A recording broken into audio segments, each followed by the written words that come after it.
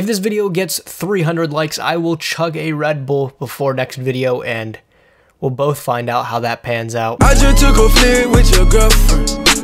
I've been kicking shit with your girlfriend. What's up, my Nimrod? It's Gage coming back at you guys again with another video today. Some more of that fresh, never frozen Yu-Gi-Oh content. I am 1,000,000,000% thankful that you guys would spend a couple minutes with me here today to talk about a children's card game we both mutually enjoy so fucking much. Today we're going to be discussing a card that got released in the OCG, and this card is actually a game changer. I dare to venture to say that this card solves 90% of the problems with Yu-Gi-Oh right now, and it's literally just one card. It's incredible. It's no surprise that today's metagame is dominated by hand traps. Hand traps have cemented themselves as an integral part of modern Yu-Gi-Oh! To be able to play the game, simply having the power, the raw power to be able to stop your opponent from making turn one plays, pretty much having the power of regular trap cards by circumventing the fact that we have to actually set them. It's a huge power curve in Yu-Gi-Oh! Something that has definitely changed the game. A lot of people would argue whether it's for the better or for the worse. Anybody that's watched my content before knows where I stand on hand traps. I firmly believe that this mechanic just doesn't work in Yu-Gi-Oh! It's way too overpowered. But hey, we're a little bit too far from it to really consider ways to try to change that. So we gotta find ways to counter it. And I believe we finally have an option that's extremely good to be able to counter the hand trap problem in Yu-Gi-Oh! Today. And it's all been kind of tied up in this one amazing quick play spell card that's being released in a set in the OCG. I forget what it's called. Flames of Destruction. And it's been really wrapped up in this neat package, that neat package known as Designator from the Grave. Designator from the Grave is a quick play spell card with the effect of target one monster in your opponent's graveyard, banish it, and if you do, monsters with the same name as that banished monsters have their effects negated until the end of the next turn. Now this card on its surface has some pretty cute uses with things like graveyard effects, like we now have another hand trap that stops graveyard effects, which I have no idea what the name is. It's probably something weeb related.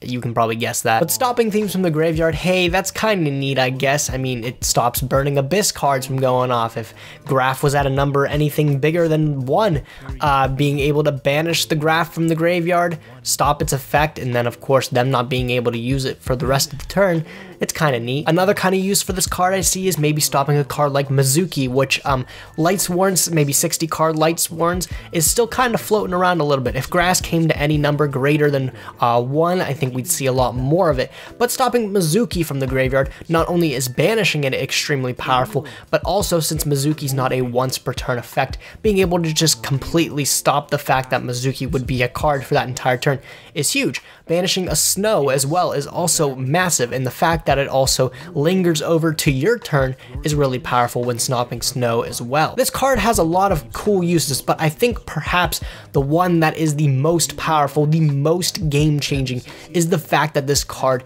just says no to pretty much every hand trap in the game. Saying that that's not really something you'd pull from this card when you first look at it, the fact that it just stops literally every hand trap. The fact that when you activate a hand trap, it goes from your hand to the graveyard, and then you can activate Designator, banish that, and then stop hand traps from the rest of that turn to the rest of maybe your opponent's turn if they, of course, activate it on your turn, or if you activate this on your turn. It lingers for an entire turn. That's fucking huge. This card just literally has so much raw power behind it that it's insane. I think this card is definitely, I think it's been a 3 of, as soon as it's dropped in the OCG, a lot of people have been playing this card at 3 just because of how integral hand traps have become into the game, that having a way to counter it is massive. I think this card, when it brings its way over to the TCG here, is easily going to be an immediate staple 3 of. It just has that power. There's been a few discussions floating around from a couple of YouTubers that really kind of sparked the question of what's the problem? Is it Yu-Gi-Oh? Is it Konami just releasing these broken archetypes into the game that really serve no purpose in being tier 0? We had Spiral, and then we had Zodiac format, things that just really shouldn't happen back to back like that. I think there should be, for the most part, a grace period in between tier 0 decks being dropped. I don't think having them released one after another is something healthy for the game. I think tier 0 formats are healthy, but I think tier 0 formats aren't healthy for the game. That's another discussion actually for another day. Maybe I'll do that tomorrow. That's a good idea. But even with these discussions, it seems to come to this conclusion every time that it's not these decks that are the problem, it's the fact that hand traps are in the game that is a problem. The fact that these hand traps, again, I've said it before in a video, which I'll drop in the description below for you guys to go check out.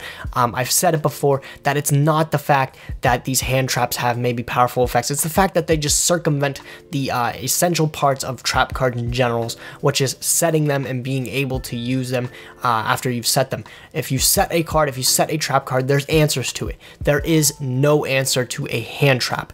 Until now. I mean, we literally see it now that even regular trap cards are making the transition to become kind of pseudo hand traps. We have cards like Evenly Matched. We have another card like I think called Red Reboot or something like that. I'm not sure if that's the card, but there's another, it's not the card. Fuck me, dude. There's another card that has like Cyber Dragon Nova on it or some shit, and it's a card that you can activate from your hand, but it's also a trap card.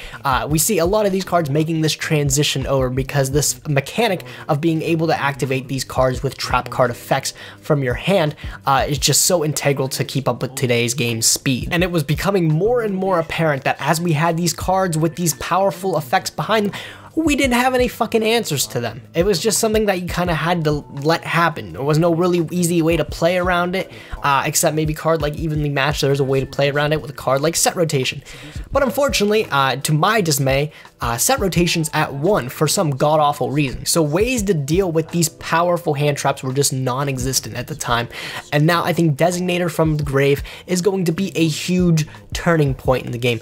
Having an answer to these hand traps is going to be massive for making many decks that would struggle with, of course, hand traps in general, which is pretty much every deck. I think these decks are going to be able to flourish. Right now in the game, I dare to venture to say that we see a lot of decks that are able to play through hand traps. If you get stopped by a hand trap, you would still have plenty of plays to be able to go into. Spiral, of course, they're not a really fragile deck. They're able to do many things, and if they get hit by a hand trap, they're still able to follow up on at least a decent board. Zodiac, of course, you're able to make a huge board off of just one resource, whether it be a barrage or a wrap here. If you got hit with a hand trap and you had maybe the barrage, you could still follow up with the same board. These decks were really easily able to play through this extremely powerful mechanic because there really wasn't a way to play around it. With Designator from the Grave being a card, I think decks that are a lot more fragile, a lot of combo based decks that we really don't see in today's metagame because you can just easily say, hey, it dies to a Ghost Ogre. I think these decks actually might stand a chance, and that's something pretty fucking awesome. I think it's really a shame that mulligans don't exist in Yu-Gi-Oh! Because if mulligan was a type of mechanic, this would be a card that you really just aggressively mulligan for in most decks, just because being able to have turn 1 the ability to stop whatever hand trap may come down on your turn, that's just huge. I wish mulligans were a thing in Yu-Gi-Oh! I made a discussion on that a long time ago actually too. I've talked about a lot of things on this channel, come to think about it, but I think Designator from the Grave is definitely a huge turning point in the game today. I'm very excited to see this card, and I definitely welcome it with open arms in today's format. I don't think I've seen anybody actually complain about this card, which is great because people do realize what the problem is with the game, and that's that hand traps are really existent. I think the one thing that would make me really frustrated with this community or with this game in general is if people start to complain about Designator from the Grave stopping hand traps, because if you do think that way, you obviously do not realize what the problem is with today's game and why Yu-Gi-Oh! Is just so fast. I want to say everything is so quick. Games end with between the first and second turn like that. It's just not a fair game compared to most other games today. Let me know what you guys think of Designator from the Grave. Are you guys excited for this card to be released? As excited as I am, perchance? Love to hear what you guys think down below. That's all, folks. If you guys liked the video, be sure to like the video, thumbs up the video, how to express that you enjoyed the video. If you did like the video, please do consider subscribing to my channel. I am uploading regularly and it feels really, really good Oh boy. If you guys have any video suggestions, please do drop them down below. I'd rather not start another series. Somebody suggested this series on my last video. I have enough series already, I think. So if you have just individual discussion topics, please do drop them below. Again, I'm building a list already for myself, but I'd love to hear what you guys think. Maybe some suggestions that you guys would have. That being said, be sure to like, comment, and subscribe, and I will definitely catch you guys next time. Thanks for watching, guys. Nim signing out.